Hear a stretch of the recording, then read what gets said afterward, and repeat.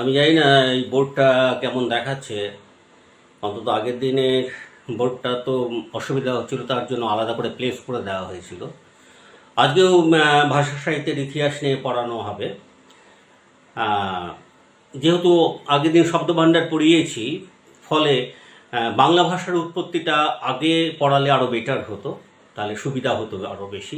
মানে বাংলা ভাষার উৎপত্তি, বাংলা ভাষার উৎপত্তির ক্ষেত্রে আমরা যেরকম বলে থাকি সেটা হচ্ছে যে এমনিই জেনে রাখো যে পৃথিবীর অনেক ভাষা বংশ ছিল, প্রচুর প্রচুর ভাষা বংশ ছিল। এবং আমরা যেহেতু বাংলা ভাষা নিয়ে আলোচনা করছি, সেখানে সীমাবদ্ধ থাকব ঠিক দক্ষিণ রাশিয়ার উরাল যে পাদদেশ আছে, কি আমি বলছি, দক্ষিণ রাশিয়া, সেখানে উরাল পাদদেশ, পর্বতটার নাম হচ্ছে ককেশাস। ককেশাস পর্বতটার নাম। সেই উরাল পাদদেশে কিছু মানুষ থাকতেন।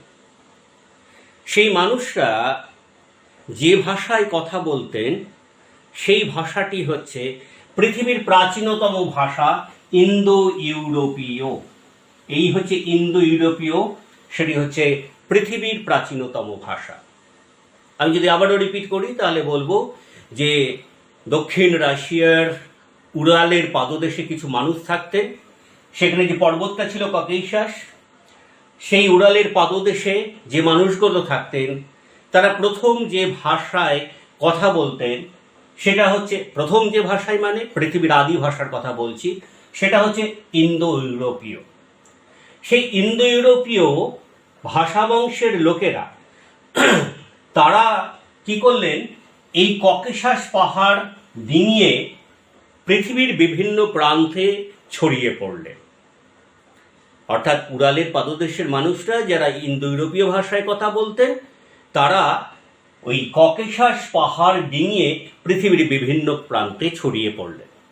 বক্তব্য হচ্ছে এই ইন্দো ইউরোপীয় ভাষাকে বলা হয় পৃথিবীর প্রাচীনতম ভাষা। যেমন ধরো, পৃথিবীর প্রাচীনতম ভাষা যদি ইন্দো ইউরোপীয় হয়, আমাকে হাত দিয়ে মুছতে হচ্ছে, ডাস্টার টান দেখলে আবার সরতে হবে। আমরা এখান থেকে কি কি জিনিস পাবো, যে এটি হচ্ছে পৃথিবীর প্রাচীনতম ভাষা, তার নাম হচ্ছে ইন্দো ইউরোপীয়। এক। দু নম্বর হচ্ছে, আমরা যদি দেখি, দু নম্বর হচ্ছে এই ইন্দো ইউরোপীয়কে বোঝাবার জন্য স্টার চিহ্ন ব্যবহার করা হয়। তোমরা জেনে রাখবে যে ভাষা বিজ্ঞানে স্টার চিহ্ন যখন দেওয়া হয় তখন বুঝতে হবে সেটা অনুমান সিদ্ধ ভাষা। অনুমান মানে কারা অনুমান করেছেন? ভাষা বিজ্ঞানীরা অনুমান করেছে। তোমাদের কাছে এরকম মনে হতে পারে যে অনুমান সর্বস্ব ভাষা বা ভাষা বিজ্ঞানী, বিজ্ঞান শব্দটা আসছে কি করে লিটারেচারের ক্ষেত্রে? আসছে, ডেফিনেটলি আসছে। কারণ লিটারেচারও এক ধরনের ফিলোসফি, সায়েন্সও, বিজ্ঞানও এক ধরনের ফিলোসফির পার্ট।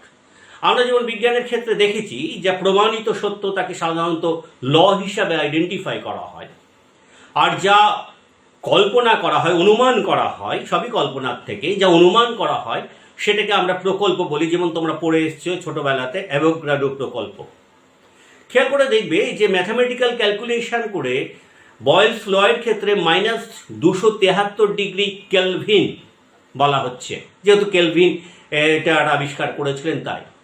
এবার তোমাকে যদি বলা হয় পৃথিবীর এমন কোনো ল্যাবরেটরি আছে যেখানে -273 ডিগ্রি সেন্টিগ্রেড করে দেখাও? না, এর উত্তর হচ্ছে না। যদিও মনে রাখতে হবে আজ পর্যন্ত, এই ধরো দুদিন আগেও আমরা দেখেছি যে মার্কিন যুক্তরাষ্ট্রে নতুন যে বিজ্ঞানের গবেষণা হয়েছে সেখানে মিউনিক কণা, সেটা ভার্চুয়াল কণা বলা হচ্ছে, মিউনিক কণা, ভার্চুয়াল কণার পার্ট রয়েছে, সেটাও কিন্তু আবিষ্কারের চেষ্টা করা হয়েছে, যাতে মনে করা হচ্ছে প্রকৃতির অদ্ভুত খামখেয়ালিপনা রয়েছে। এক হচ্ছে সৃষ্টি আর এক হচ্ছে ধ্বংস। আমাদের ডিফারেন্ট জায়গায় গিয়ে লাভ নেই। আমাদের বক্তব্য হচ্ছে যে অনুমান নির্ভর যখন আমরা প্রমাণিত কিছু জিনিস দেখি তখন সেটা সায়েন্সের পার্ট হিসাবে, ল হিসাবে আইডেন্টিফাই করি। আর যখন আমরা সেটাকে এখনো অনুমান সর্বস্বর পার্টে হিসাবে দেখি, সেটাকে প্রজেক্ট বা প্রকল্প বলা হয়। তো ভাষাবিজ্ঞানীরাও এরকম ক্যালকুলেশন করে দেখেছেন যে দক্ষিণ রাশিয়াতে যে ককেশাস পর্বত আছে, তার উড়াল পাদদেশে যে মানুষরা থাকতেন, তারা পৃথিবীর আদি জনগোষ্ঠী শুধু নয়, পৃথিবীর প্রথম ভাষা, যে ভাষা হচ্ছে ইন্দো ইউরোপীয়। এবং অনুমিত ভাষা কাকে বলে ভাষাবিজ্ঞানের ক্ষেত্রে?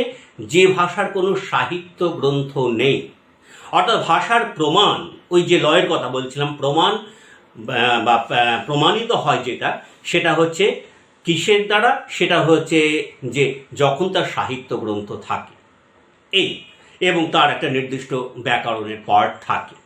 তো যাই হোক, যে কথা বলা হচ্ছিল, তো ইন্দো ইউরোপীয় হচ্ছে অনুমিত ভাষা।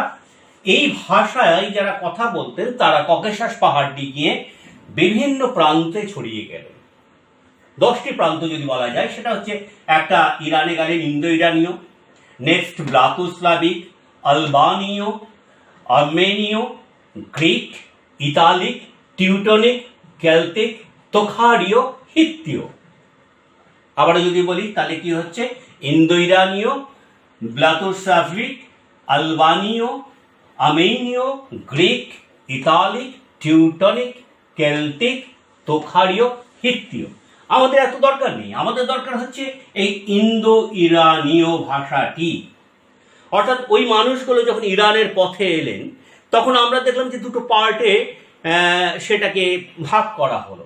অর্থাৎ ইরানীয় যারা, তারা একটা হচ্ছে আবেস্তীয় আর একটা হচ্ছে প্রাচীন পারসী, দুটো শাখা বিভক্ত হয়ে গেল। যদি তৃতীয় একটা শাখার কল্পনা করা হয়, তাহলে হচ্ছে প্রাচীন ভারতীয় আর্য, প্রাচীন ভারতীয় আর্য, প্রাচীন ভারতীয় আর্য। এটাকে বলা হয় OIA, ওল্ড প্রাচীন, আই ইন্ডো ভারতীয়, এ এরিয়ান আর্য। তাহলে ইরানের যে শাখা আমরা দেখতে পেলাম, সেই শাখার মধ্যে আবেস্তীয়, সেখানে আমরা দেখতে পেয়েছি যে ইরানিদের ধর্মগ্রন্থ বা পারসিকদের ধর্মগ্রন্থ এখন সূক্ষ্মভাবে বিশ্লেষণ করলে সেটা হচ্ছে জেন্দাবেস্তা, জেন্দাবেস্তা এই ধর্মগ্রন্থ রচনা করা হয়েছে। এবং প্রাচীন পারসিক রয়েছে। এছাড়া এর একটা উপশাখা যেটা বলেছি প্রাচীন ভারতীয় আর্য, যেটা আমাদের হাইলি ইম্পর্টেন্ট, খুব বেশি ইম্পর্টেন্ট। সেই প্রাচীন ভারতীয় আর্যও কিন্তু আমরা দেখতে পাচ্ছি এখানে রয়েছে। তাহলে এই ইন্দো ইউরোপীয় যে ভাষা রয়েছে, এটা খ্রিস্টের জন্মের যদি 2500 কথা বলা হয়, অর্থাৎ খ্রিস্টপূর্বাব্দ, এটাকে যদি ধরা যায় খ্রিস্টপূর্বাব্দ 2500, তাহলে এই পর্যন্ত যে ভাষার বিবর্তন, সেটা প্রায় 3500 বছরের ভাষার বিবর্তন। কি বললাম? 3500 বছরের বিবর্তন। আমাদের দরকার হচ্ছে এই প্রাচীন ভারতীয় আর্য, অর্থাৎ এই আর্যরা রইলেন, কারণ ইরানিরা নিজেদেরকে আর্য হিসেবে প্রতিষ্ঠিত করতেন এবং নিজেদেরকে আর্য বা এরিয়ান বলতেন। আমি একটু ডাস্টারটা নিয়ে আসি, নালে অসুবিধা হচ্ছে।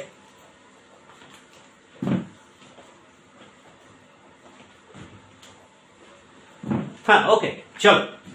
তো আমাদের এই প্রাচীন ভারতীয় আর্য দরকার। এটাকে যদি আমি একটু ভদ্রভাবে নিয়ে আসি, তাহলে লেখাটা এরকম দাঁড়াবে যে ইন্দো ইরানীয়,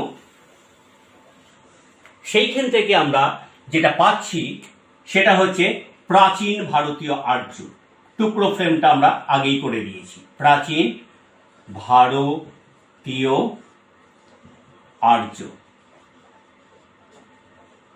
এর জন্য ইন্দো শব্দটা ব্যবহার করা হয়েছিল, যে প্রাচীন ভারতীয় আর্যরা আসছে। অর্থাৎ ইরানের পথ ধরে যে মানুষগুলো আসছিলেন, তারা ভারতবর্ষে প্রবেশ করে তারা বেশ কিছুদিন থাকার পর, সেখানে দ্রাবিড়, অস্ট্রিক, নিষাদ এরা তো আছেন, বেশ কিছুদিন থাকার পর ধীরে ধীরে তাদের ভাষা বা ল্যাঙ্গুয়েজ একটা চেঞ্জ হলো। এটার নাম তখন করা হলো প্রাচীন ভারতীয় আর্য। কথা শুনে মনে হতে পারে যে আচ্ছা ইন্দো ইউরোপীয়, সেখান থেকে ইরানের পথ ধরে ইন্দো ইরানীয় এরা এসেছিল, ইন্দো ইরানীয় ভাষায় কথা বললেন। তারপরে প্রাচীন ভারতীয় যখন ভারতবর্ষে প্রবেশ করছে, প্রাচীন ভারতীয় আর্য ভাষায় কথা বললেন। মোটেই নয়, দীর্ঘ বছর ধরে এই খেলাটা চলেছে। এই খেলাটা চলেছিল কত বছর? আমি বলেছি 3.5 বছর, যীশু খ্রিস্ট পর্যন্ত, খ্রিস্টপূর্বাব্দ।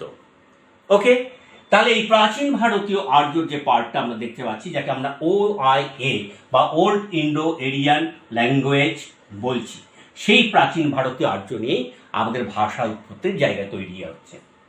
তাহলে দেখো যে একদম সংস্কৃত থেকে যে বাংলা এসছে তা নয়, তার আগে ইন্দো ইউরোপীয় বংশ হয়ে আমরা প্রাচীন ভারতীয় আর্যের পার্টটা পাচ্ছি। সেইখানে যদি আমরা ভাগ করি তাহলে কি পাচ্ছি? প্রথমত আমরা পাচ্ছি এখানে প্রাচীন ভারতীয় আর্য থেকে পালি, নেক্সট সংস্কৃত, সংস্কৃত, থার্ড কথ্য সংস্কৃত, সংস্কৃত, পালি, পালি ভাষার কথা, সেটা হচ্ছে যে পালি যে ভাষায় বুদ্ধদেব উপদেশ দিতেন, যে ভাষায় ধর্মমত প্রচার করতেন। এবং আমরা দেখেছি যে বিখ্যাত সম্রাট, তোমরা জানো যে অশোক, তিনি বৌদ্ধ ধর্ম গ্রহণ করেছিলেন এবং তার শিলালিপি, শিলাস্তম্ভে কিন্তু পালির স্ক্রিপ্ট রয়েছে, সেটা আমরা দেখতে পেয়েছি। এই হচ্ছে পালি ভাষা। সংস্কৃত কি? সংস্কৃত কথাটার হচ্ছে মানে হচ্ছে যে ভাষার সংস্কার সাধন করা হয়েছে। কি বলছি? সংস্কৃত মানে কি? যে ভাষার সংস্কার সাধন করা হয়েছে। তো এই সংস্কার সাধন কে করলেন? নিশ্চয়ই কোনো একজন মানুষ করেছেন। আর ভাষার সংস্কার সাধন কিভাবে হয়? যখন সে ভাষার একটা ব্যাকরণ তৈরি হয়, তখন সে ভাষার সংস্কার সাধন করা হয়। আমরা সংস্কৃতের ক্ষেত্রে দেখেছি পাণিনি হচ্ছেন সেই ব্যাকরণবিদ, পাণিনি, যিনি 7ম থেকে 8ম, কেউ বলেন 7ম অথবা 8ম শতাব্দীতে সংস্কৃত ভাষার ব্যাকরণ রচনা করেছিলেন, সংস্কার করেছিলেন পাণিনি। আরেকটা হচ্ছে কথ্য সংস্কৃত। কথ্য সংস্কৃত মানে কি? কথ্য সংস্কৃত যেটা হচ্ছে যে কথা বলার ভাষা। কথা বলার ভাষার পার্টটা কি দাঁড়াচ্ছে? কথা বলার ভাষা হচ্ছে যে সংস্কৃত ভাষায় আমরা দেখেছি সাহিত্য রচনা করা হতো, আর কথ্য সংস্কৃত ভাষায় আমরা দেখেছি কি রচনা বলা হতো, যে আমাদের চলাচল জীবনের, আমাদের প্রবাহের সাথে মৌখিক যে ভাষা, সেটাকে কথ্য সংস্কৃত বলা হয়। এই সংস্কৃতর ক্ষেত্রে যে দুটো পার্ট রয়েছে, এটাকে সংক্ষেপে যদি এভাবে নিয়ে চলে আসি, সেটা হচ্ছে সংস্কৃত থেকে যদি বলি বৈদিক বা ছান্দস, বৈদিক বা ছান্দস। তোমরা জানো যে সংস্কৃততে বেদ রচনা করা হয়েছিল বৈদিক ভাষাতে। অ্যাকচুয়ালি খুব আরো ঠিকঠাক করে বললে সেটা হচ্ছে সংহিতা, সংহিতা এবং ঋগ্বেদ, সংহিতা এবং ঋগ্বেদ রচনা করা হয়েছিল বৈদিক ভাষাতে। কথ্য সংস্কৃতের পার্ট তো আমরা আগেই বলেছি কিসের জন্য প্রয়োজন। তাহলে দেখো খেয়াল করে, ইন্দো ইউরোপীয় বংশ থেকে ককেশাস পাহাড় ডিঙিয়ে যখন ইরানের পথ ধরে ইন্দো ইরানীয় ভাষায় কথা বলা মানুষগুলো এলেন, তারা যখন ভারতবর্ষে এলেন, তখন তার উপশাখাটা যখন ভারতবর্ষে এলো, সেটা প্রাচীন ভারতীয় আর্য হিসাবে আইডেন্টিফাই করা হলো। এই যে প্রাচীন ভারতীয় আর্য, এটার জন্ম কবে থেকে? বলা হচ্ছে খ্রিস্টপূর্ব 1500 থেকে। কি বলা হচ্ছে? ওল্ড ইন্ডো এরিয়ান ল্যাঙ্গুয়েজ বা প্রাচীন ভারতীয় আর্যের জন্মকাল হচ্ছে, অনুমান করা হয় আনুমানিক খ্রিস্টপূর্ব 1500 থেকে, কেউ কেউ বলেন 2000 অব্দ, মানে অনুমান 1500 খ্রিস্টপূর্ব 1500 থেকে খ্রিস্টপূর্ব 2000 পর্যন্ত। যাই হোক, এই প্রাচীন ভারতীয় আর্য থেকে আমরা যখন পাচ্ছি যে পালি এবং সংস্কৃত, সেই সংস্কৃতের দুটো পার্ট আমরা হিসেবে দেখতে পেয়েছি, বৈদিক বা ছান্দস, যেটা আর্যদের ধর্মগ্রন্থ বেদ, সংহিতা এবং ঋগ্বেদ রচিত হয়েছিল, আর কথ্য সংস্কৃত হচ্ছে কথা বলার ভাষা। তো এই জায়গা থেকে আমরা যখন দেখতে পাচ্ছি তখন আমরা দেখতে পাচ্ছি যে তিনটে পার্ট দাঁড়িয়ে যাচ্ছে। কি কি পার্ট দাঁড়িয়ে যাচ্ছে? যে সংস্কৃতের পার্টের সাথে আমরা দেখতে পাচ্ছি যে আসছে যেটা, সেটা হচ্ছে এরকম করে বলা যেতে পারে, বা চারটাকে আরো যদি সহজ করে নিই তাহলে এরকম করে বলতে পারি যে প্রাচীন ভারতীয় আর্য যদি এইভাবে নিয়ে আসি জায়গাটায়, সংস্কৃত এবং এই কথ্য সংস্কৃতটা এখানে থেকে আউট করে দিলাম। সংস্কৃত থেকে যদি বলা যায় তাহলে হচ্ছে এরকম করে পালি, প্রাকৃত, পালি প্রাকৃত এবং কথ্য সংস্কৃত, কথ্য সংস্কৃত। এইভাবে যদি ভাগটা করি তাহলে দেখতে পাবো, পালির কথা আগেই বলেছি, কথ্য সংস্কৃতের কথা আগে বলেছি, শুধু প্রাকৃতের কথা। প্রাকৃত মানে কি? প্রাকৃত মানে হচ্ছে প্রকৃত জনের ভাষা, অর্থাৎ যে ভাষায় সাহিত্য রচনা করা হতো, এই হচ্ছে প্রাকৃত ভাষা। এই যে প্রাকৃত ভাষা অর্থাৎ OIA থেকে প্রাকৃত, এই জায়গাটা আমরা দেখতে পেয়েছি। এই প্রাকৃত ভাষা স্থানভেদে বিভিন্ন স্থানে গড়ে উঠল। যেমন স্থানভেদে কি আমরা দেখতে পাচ্ছি যে সুরাটে সৌরসেনী, সৌরসেনী প্রাকৃত। মহারাষ্ট্রে মহারাষ্ট্রীয় লিখতে পারো, মহারাষ্ট্রীয় লিখতে পারো, মহারাষ্ট্রী প্রাকৃত। আমরা দেখতে পাচ্ছি মগধে মাগধী প্রাকৃত। আমরা দেখতে পাচ্ছি এছাড়া অর্ধ মাগধী প্রাকৃত এবং পৈশাচী, পৈশাচী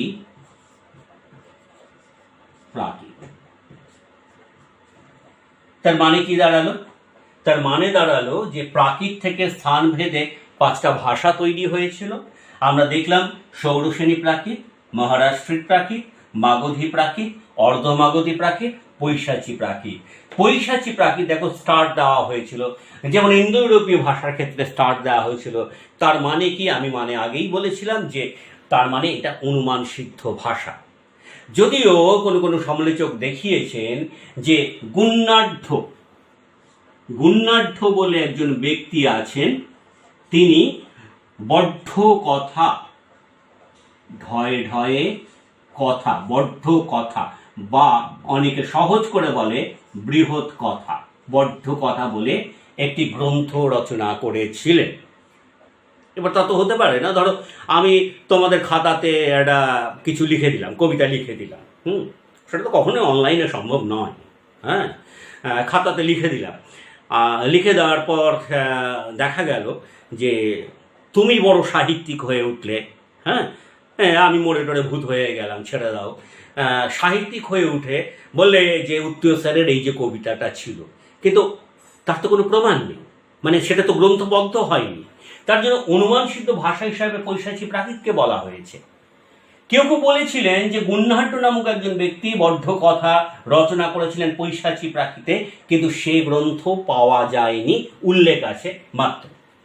এই হচ্ছে টোটাল পার্টটা, এবং এই টোটাল পার্টের ক্ষেত্রে আমরা দেখতে পাচ্ছি যে সৌরসেনী প্রাকৃত থেকে একইভাবে সৌরসেনী অপভ্রংশ, আমি পুরোটা লিখছি না, অপভ্রংশ, সৌরসেনী অপভ্রংশ তৈরি হচ্ছে। মহারাষ্ট্রী প্রাকৃত থেকে মহারাষ্ট্রী অপভ্রংশ, শুধু অপভ্রংশ লিখলে হবে না, পুরোটাই লিখতে হবে। এখানে আমি শর্টে সৌ অপভ্রংশ লিখছি। এখানে মহারাষ্ট্রী প্রাকৃত থেকে মহা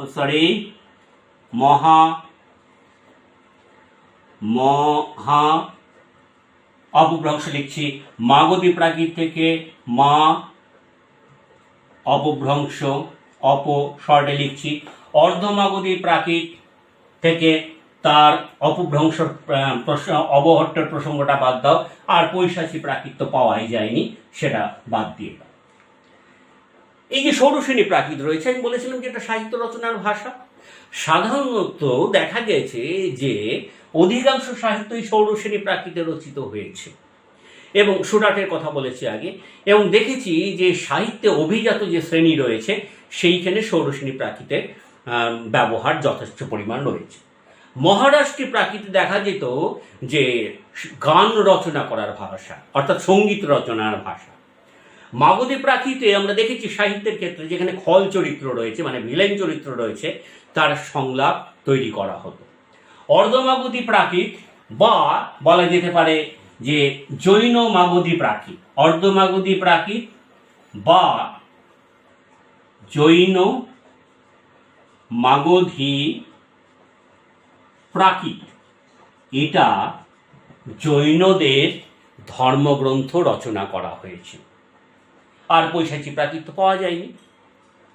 এই ভাষা বেশ কিছুদিন থাকার পর তার একটা অপভ্রংশ রূপ তৈরি হয়, অর্থাৎ সেই অপভ্রংশটা আমরা দেখছি ষোড়শনী প্রাকৃত থেকে ষোড়শনী অপভ্রংশ, মহারাষ্ট্রী প্রাকৃত থেকে মহারাষ্ট্রী অপভ্রংশ, মাগধী প্রাকৃত থেকে মাগধী অপভ্রংশ, অর্ধমাগধী প্রাকৃত থেকে জৈন মাগধী প্রাকৃত থেকে তার অপভ্রংশের পার্টের চান্স কম, কারণ এটা একটা ধর্মগ্রন্থ বলে পৈশাচী প্রাকৃত পাওয়া যায়নি।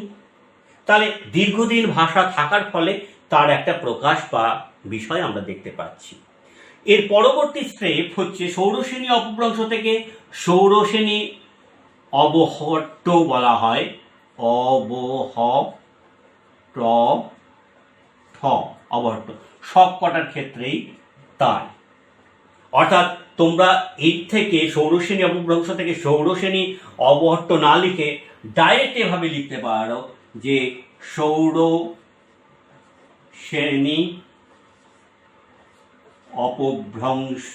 অপভ্রংশ হাইফেন দিয়ে অবহট্ট, এইভাবে ডাইরেক্ট লিখতে পারো। তো এই ষোড়শনী প্রাকৃত, মহারাষ্ট্রী প্রাকৃত, মাগধী প্রাকৃত, এইগুলো থেকে তাই আমরা বের করতে দেখেছি। এই চার্টটাকে যদি একটুখানি গুছিয়ে নিয়ে আসি তাহলে আরো ক্লিয়ার হবে। সেটা হচ্ছে যে আমরা প্রাচীন ভারতীয় আর্যটা থাক, বাকি কটা যদি মুছে দিয়ে বিষয়টাকে ক্লিয়ার করি তাহলে একটা বিষয় সুবিধা হবে যে বাংলা ভাষা জন্মের ক্ষেত্রে, অর্থাৎ যে জায়গা থেকে তৈরি হয়েছিল সেটা হচ্ছে প্রাচ্য, উদিচ্য, দাক্ষিণাত্য ইত্যাদি জায়গা থেকে, সেইখানে আমাদের দরকার হচ্ছে প্রাচ্যা, যে প্রাচ্য থেকে প্রাচ্যা এসছে, প্রাচ্যা। এই প্রাচ্যাকে আমরা দুটো ভাগে ভাগ করছি, একটা ডিফারেন্ট চার্ট তৈরি করছি। দুটো ভাগ কি, একটা হচ্ছে কি মাগধী প্রাকৃত, মাগধী প্রাকৃত, খুব সংক্ষেপে লিখব। দ্বিতীয় ভাগটা হচ্ছে সিংহলীয়, সিংহলীয়। মাগধী প্রাকৃত, সেই মাগধী প্রাকৃত থেকে আমরা কি পাচ্ছি, এর আগে আমি বলেছি মাগধী অপভ্রংশ, অপভ্রংশ বা অবহট্ট, অবহট্ট, এইটা পাচ্ছি। আর মাগধী অপভ্রংশ বা অবহট্ট থেকে দুটো পার্ট আমরা দেখতে পাচ্ছি। একটা পার্ট কি হচ্ছে, একটা পার্ট হচ্ছে পশ্চিমা, পশ্চিমা, এখনো এই পশ্চিমা শব্দ ব্যবহার করা হয় জাতের ক্ষেত্রে, ল্যাঙ্গুয়েজ অনুসারে জাত তৈরি হয়ে যায় তো আমাদের দেশে, সেক্ষেত্রে। আর এটা হচ্ছে পূর্বী, পূর্বী। এই পশ্চিমা থেকে কি এসছে, পশ্চিমা থেকে দেখো এসছে তিনটি জিনিস, তিনটি ভাষা, মৈথিলি, মৈথিলি,